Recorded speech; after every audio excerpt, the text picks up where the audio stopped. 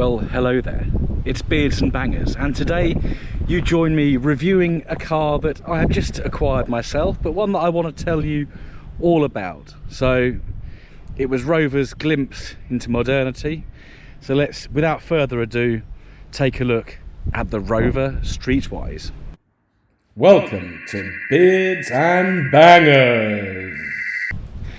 So we all know about the Phoenix 4, and we're not going to do a video, talk about them too much on this video because it's a video in itself. We all know about them, we don't want to talk about them anymore.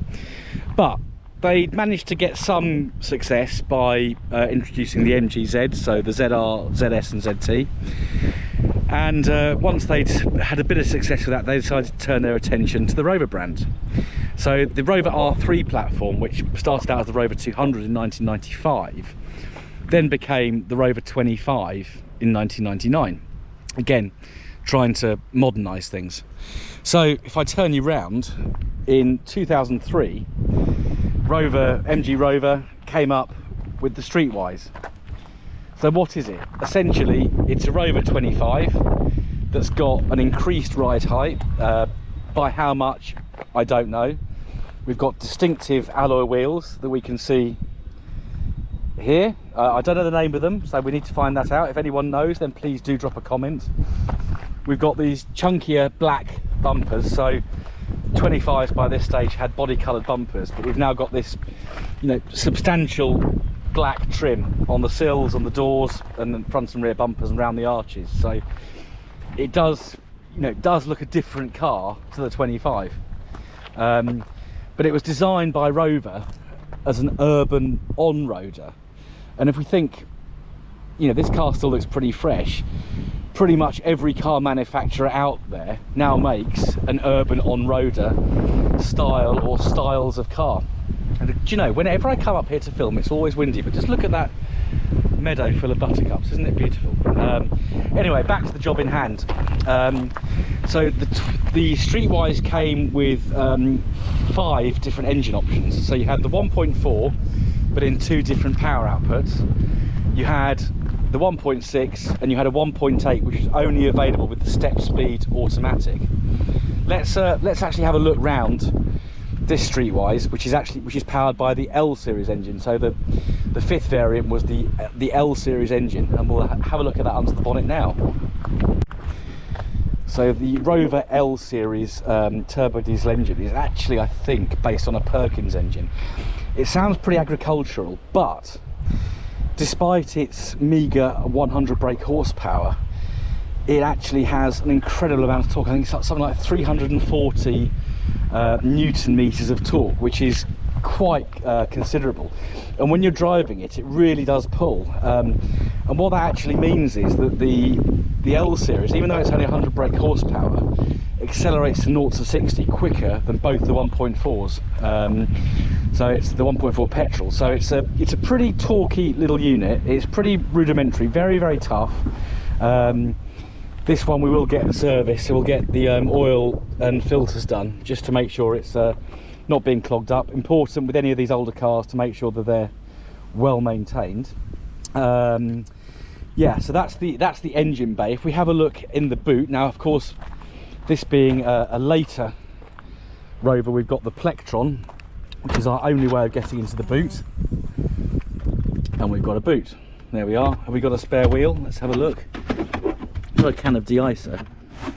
Yeah, we've got a spare with our toolkit there, so everything's in there. But yeah, typical, no different to any 25. It's got the boot. Obviously we've pointed out the black bumpers and the trim. The other key thing to note are these lovely roof bars, which again make it distinctive, and we've got a nice long whippy aerial. Now if we get inside, if I don't look at the dials, I could be sitting in a very late MGZR. So Rover kept the double headlights at the front. So you've got the sort of pre-facelift front end, albeit with the black trim round it. But inside we get this up-to-date interior. So I know my 2005 MGZR had pretty much exactly the same interior. Obviously the dials are slightly different in this one. We've got these slightly blue dials, but they are quite attractive. But yeah, if you've got a later 25 or ZR, you'll recognise all these controls. You'll recognise the circular air vents. This one has got a working clock, which is absolutely miraculous for an R3. We've got more circular dials here.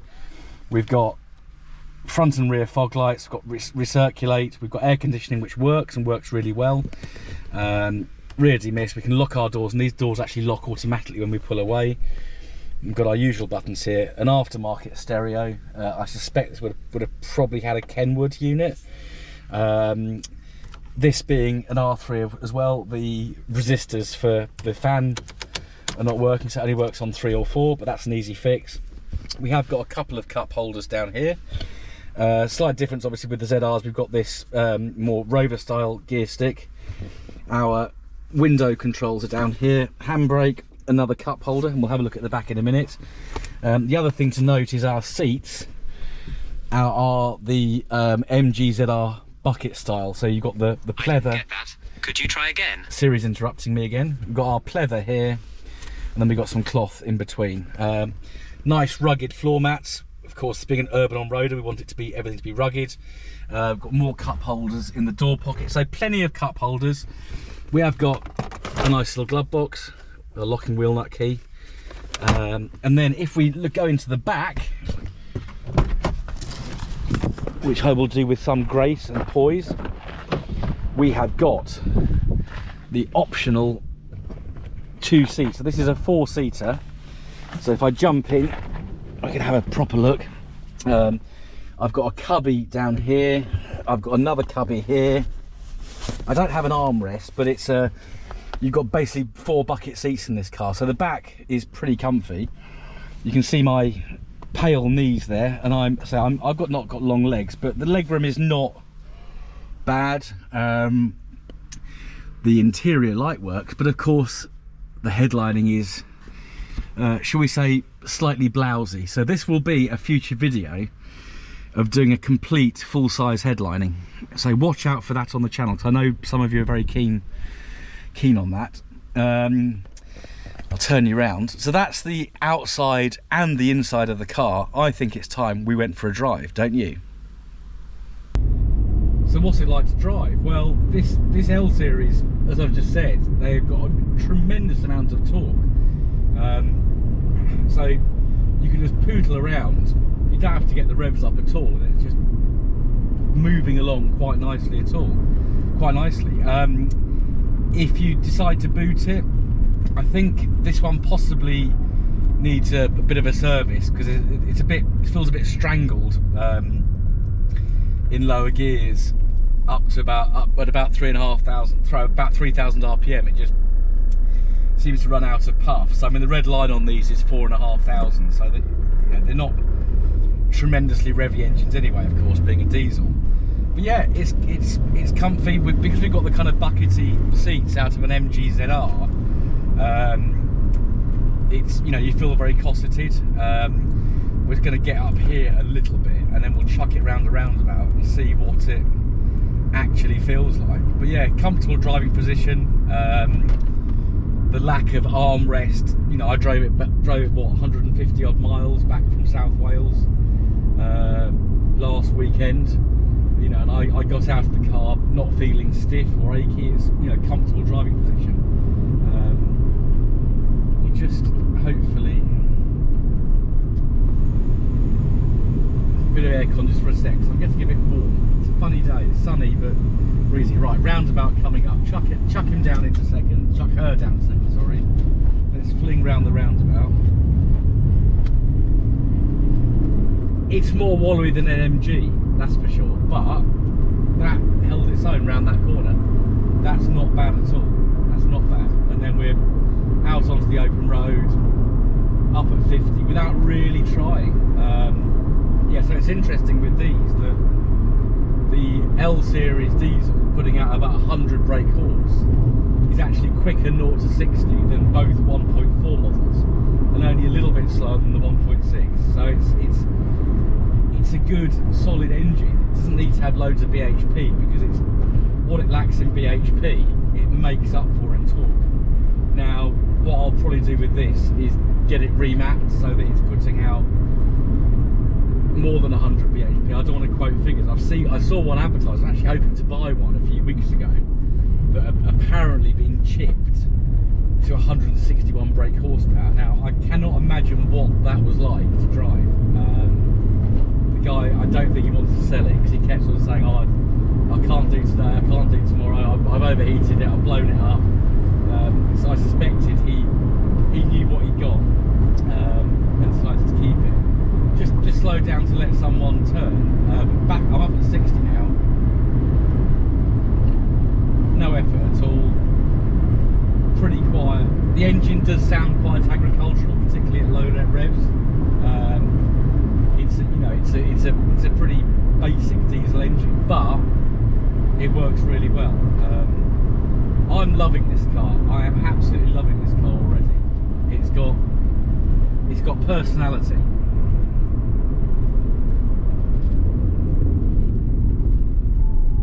Another roundabout, so we'll see how chuckable it is.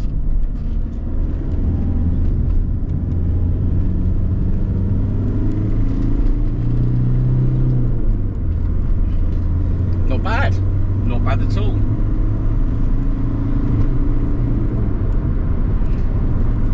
I guess the other thing with this is, you've got this familiar interior. Obviously, the back seats being a bit different, so you feel like you're sitting in any other Rover 25, but it's that slightly more imposing driving position. You don't feel low down like you would in a TF or a ZR or even a BRM.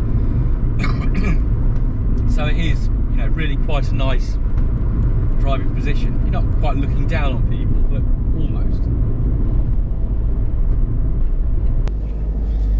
So manoeuvring at low speed, the engine does sound. I've got the window open deliberately, hoping that you can hear the agricultural sound of the engine, but it's pretty smooth.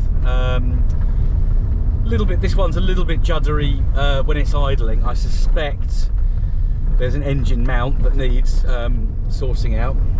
We'll just get around this corner and we'll open her up a little bit.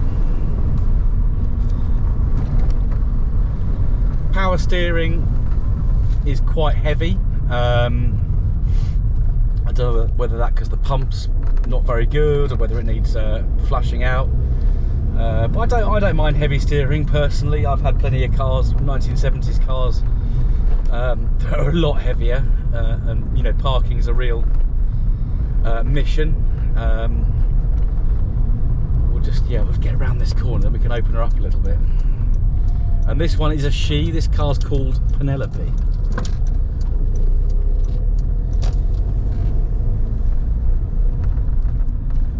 There's a man walking randomly around this private estate. Okay, so we're up at 20 miles an hour in second. If I put my foot down, it's got some decent acceleration. That torque really comes into play. Yeah, we're just pottering along in fourth at 40 miles an hour. No dramas, no issues whatsoever.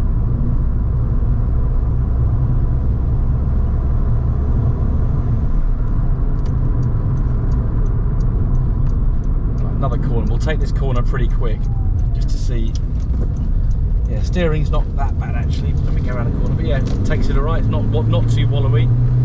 I think the suspension is stiffer to compensate for the higher ride height. Because you're not kind of getting seasick going around the corner. But I'm just now up at 60. No effort at all. I think the quoted 0 to 60 on these, well, certainly on the out of the factory, was 9.9 seconds, which is not bad for a pretty elderly diesel engine.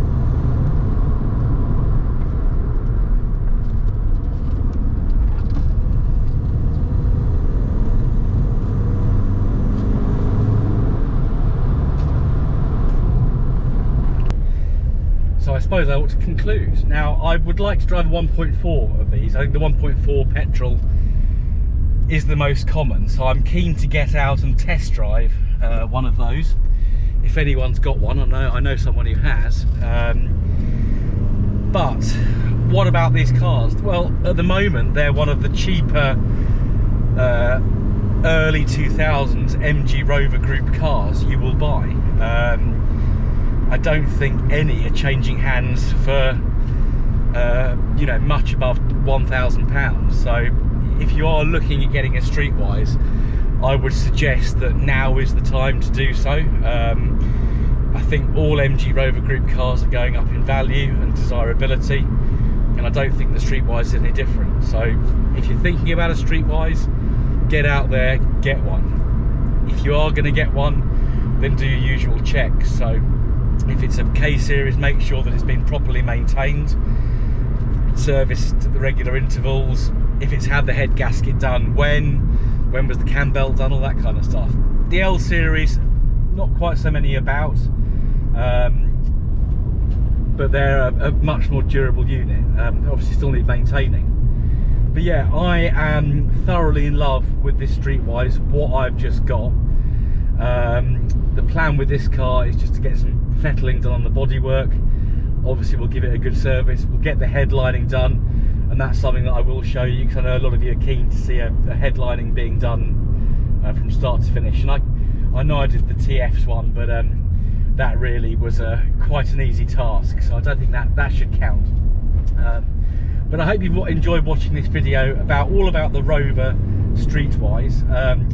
If you like this car, if you want to see what's going to happen with this car, and you haven't already done so, then please hit the subscribe button, smash the like button, and also share. Please share with your friends, because it's greatly appreciated. This channel's growing all the time, and it's you know, it's really nice to have all your support. Some great comments, wonderful community we've got.